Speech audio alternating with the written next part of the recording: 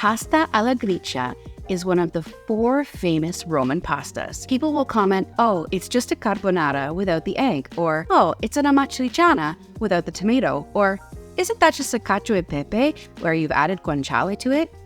That's why it's the grandfather of all of these dishes. Let me show you how to make it.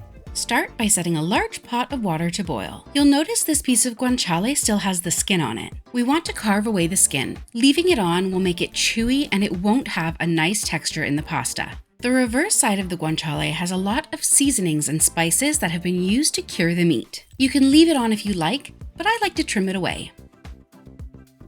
I know guanciale can be hard to find. You can usually find it at an Italian deli or they can order it in for you. As a last resort, you can use pancetta, but honestly, if you want the true flavor of the Roman dish, get your hands on some guanciale.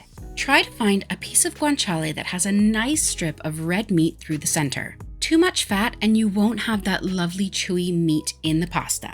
To get the perfect slices of guanciale, I'd recommend freezing your piece 15 to 30 minutes before you're ready to slice it. This just helps the fat firm up so that your knife slides through it a little bit easier. When cutting your guanciale, you want to make slices in parallel strips to that red bit of meat. It should look like an extra thick strip of streaky bacon. You'll want to cut these to about 1/2 centimeter to 1 centimeter thick. Now cut each of your slices into small strips.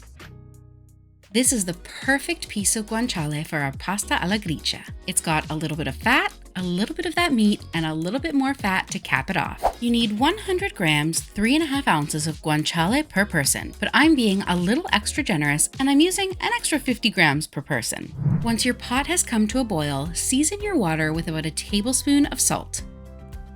Add your guanciale to a large cold pan. You want the guanciale to heat up slowly and gently. This allows all of that fat to render out. Try and lay it out in as even a layer as possible.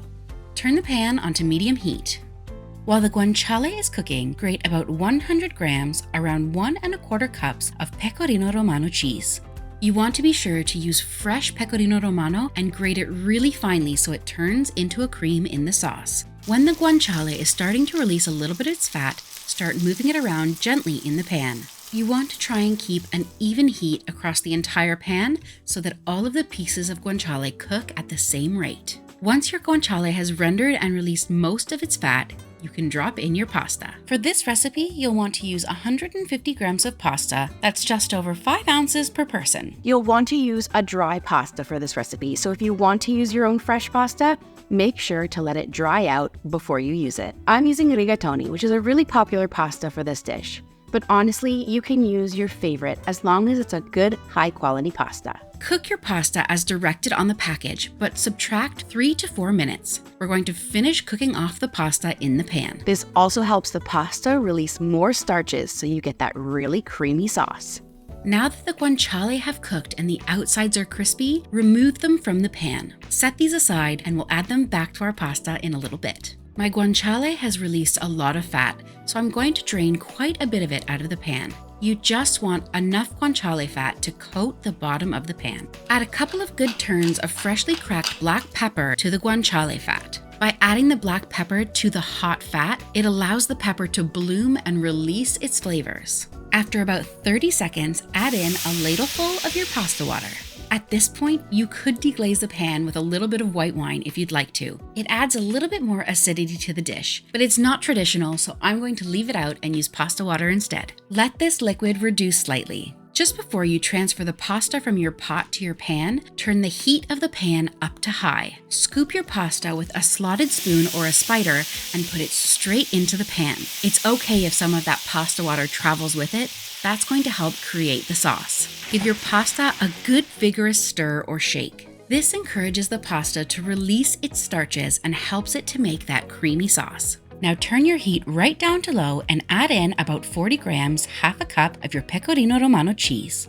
Continue vigorously shaking or stirring. That cheese is going to start to melt. Add another ladleful of your pasta water and continue allowing that pasta to cook. Make sure you keep the pan and the pasta moving. You can already see that cream starting to form. Add in another 40 grams of your pecorino romano. You'll want to reserve the last 20 grams to top your pasta. You may want to add a little bit more pasta water depending on the thickness of your sauce. And if you love a cheesy, creamy pasta, make sure to give this video a like. Hit the button down below. Once you get that line in the bottom of your pan when you run your spoon through, your sauce is ready. Add about 2/3 of your guanciale to the pan and stir so that it becomes incorporated with the sauce and the pasta. Plate up your pasta, top it with that last little bit of pecorino romano cheese, the reserved guanciale, and a few cracks of black pepper. Buon appetito! And as with all of the Roman pastas, this is best served fresh, so make sure to enjoy it straight out of the pan. And if you're looking for another great Roman pasta, why not try my traditional pasta carbonara? Thank you so much for watching, and hit subscribe because I come out with a new recipe every week. See you next time!